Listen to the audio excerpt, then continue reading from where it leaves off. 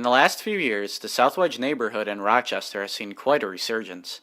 In this edition of Rock Stories, we'll be taking a closer look at some of the businesses the South Wedge has to offer and how they contribute to the area's popularity.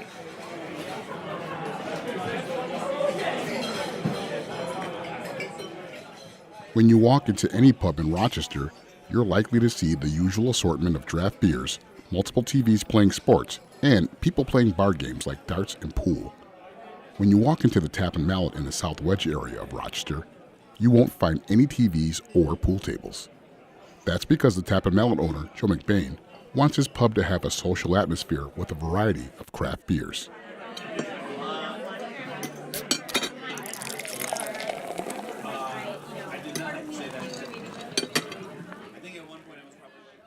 McBain first fell in love with beer when he visited his neighborhood pub in England as a teenager. His dream was to open a pub of his own that focused on serving unique beer. McBain's vision would soon take him across the country in the early 2000s. When McBain was in college, he worked at the Old Toad as part of an internship program. Really enjoyed my time, not just at the Old Toad, but in Rochester in the States, and wound up staying and managing the bar for 7 years there. While managing the Old Toad, McBain met Casey Walpert, who managed a restaurant nearby. They became friends and collaborated on local events. McBain and Walpert helped to organize several festivals on Alexander Street. The festivals were successful and extremely popular. This led to Walpert and McBain taking their business relationship one step further. I really enjoyed working with Joe, and I thought that maybe he could, instead of just being a manager, own his own place. The two became business partners and opened up the Tap and Mallet. McBain and Walpert soon started looking for locations before settling on Gregory Street. McBain says the building they chose has a rich history as a pub that dates back to the 1800s, even before the Prohibition era.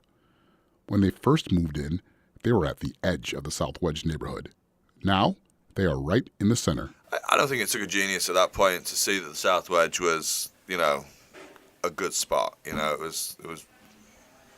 kind of begun to blossom, and you could see that it was going to continue in a good direction.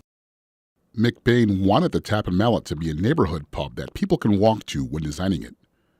The Tap and Mallet is divided into two sections. The area near the bar features rectangular tables and chairs close to each other made to force people to talk to each other, while the other area features circular booths for privacy that resemble a restaurant. The design of the pub helps to provide a community atmosphere, but Walpert understands what truly makes the Tap and Mallet unique. Oh, it's the people. It's the people that work here. It's the people that come in and drink beer. It's the people that come in and have dinner. It's got a neighborhood feel that's bigger than the neighborhood. McBain's main focus with the Tap and Mallet is on the beer, especially craft beer. He limits the beer on tap to 30 to guarantee a fresh glass of beer every time it's served. The drafts rotate frequently and feature local, national, and international brews.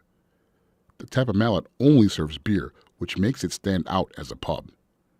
McBain's passion for beer drives the selection.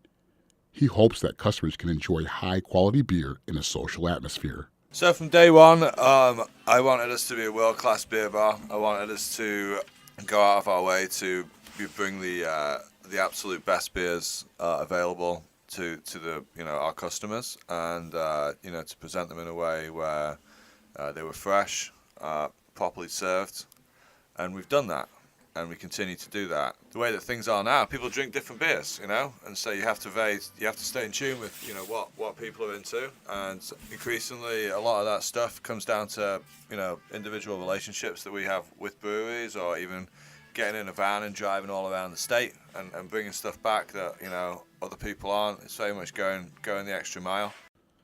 The resurgence in the South Wedge has led to various art festivals being held in the area. McBain sells local art in his store, serves on the South Wedge Planning Committee, and organizes a beer festival every summer. It's the art, it's the beer, and most importantly, it's the people that help make the South Wedge come to life.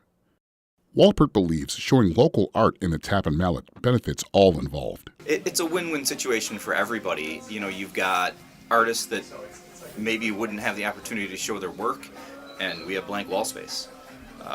If people come in with good artwork and it's reasonably priced, they sell it. When McBain isn't at the Tap and Mallet, he loves to golf, spend time with his 3 kids, and travel. McBain has traveled everywhere, from Iceland to San Diego. The Tap and Mallet hopes to keep providing a variety of high-quality beers for its customers in the future. On the next edition of Rock Stories, we will take a closer look at how and why the South Wedge has seen a resurgence in popularity as of late. Rock Stories is a production of the audio storytelling class at the college at Brockport. Producers of this piece were Joe Massaro, Nathan Munt, and Matt Wilson.